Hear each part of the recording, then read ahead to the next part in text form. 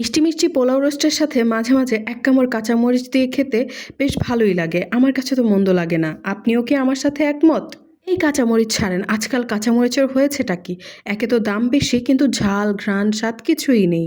অনেকে সব খাবারের সাথেই কাঁচামরিচ কামড় দিয়ে খেতে ভালোবাসে, কিন্তু আমার ক্ষেত্রে সেরকম নয়। আমি কিছু কিছু খাবারের ক্ষেত্রে কাঁচামরিচ কামড় দিয়ে খেতে পছন্দ করি, আবার কিছু খাবারের ক্ষেত্রে নয়। কারণ কাঁচামরিচের ঝালটা যদি ভালো হয় আর যদি স্মেলটা ভালো লাগে, তাহলে তো কোনো কথাই নেই। কিন্তু কিছু কিছু কাঁচামরিচের দেখলাম যে স্মেল ঘাস টাইপের, ভালো লাগে না অ্যাকচুয়ালি। আসসালামু আলাইকুম everyone, welcome back to my new video. কেমন আছেন আপনারা সবাই? আশা করছি আল্লাহর রহমতে অনেক অনেক ভালো আছেন।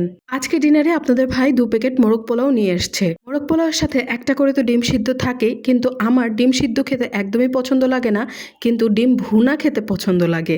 আমি যখন বাসায় মোরগ পোলাও রান্না করি তখন আপনাদের ভাই বলে যে একটা ডিম সিদ্ধ না হলে কেমন দেখায়। তো আমি ডিম সিদ্ধ তো করি, কিন্তু ওটাকে ভুনা করে ফেলি, তাহলে ওটা খেতে আরও বেশি মজার হয়।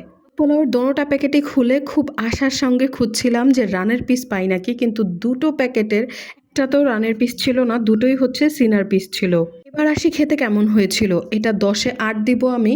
অন্যান্য দোকানের থেকে আমার কাছে এটা বেশি ভালো লেগেছে। এটা গ্রেভির টেস্টগুলো খুবই ভালো ছিল। অন্য সব দোকানের মোরগ পোলাও আমি খেতে না পারলেও এই দোকানের মোরগ পোলাওটা আমি বেশ এনজয় করেই খেয়েছি সত্যি বলতে। আপনাদের ভাই র্যান্ডম একটা দোকান থেকে নিয়ে আসছে, আমি এর নাম অ্যাড্রেস কিছুই জানি না। যদি আপনাদের কারোর বাসা যদি শনি রাখার মধ্যে হয়ে থাকে, তাহলে আপনারা আমাকে কমেন্ট করবেন। আমি আপনাদের ভাইকে জিজ্ঞেস করে অবশ্যই চেষ্টা করব এর অ্যাড্রেস দেওয়ার, কারণ এটা খেতে আসলেই অনেক মজার ছিল। সত্যি বলতে শনি রাখার মধ্যে এর চেয়ে ভালো মোরগ পোলাওয়ের টেস্ট আমি কোথাও পাইনি। মুরগির বুকের সাইডের মাংস ঠিকই ছিল, কিন্তু এর যে গ্রেভিটা, এটা এত সুন্দরভাবে ব্যালেন্স করছিল টেস্টটাকে। আমি যদি সুযোগ পাই আরও একবার কিনে খাবো এখান থেকে, যদিও আমি মোরগ পোলাওয়ের ভক্ত খুব একটা নই। রোস্ট এবং এর গ্রেভিটা যদি খুব ভালো যদি খেতে না হয়, তাহলে আমি খাই না।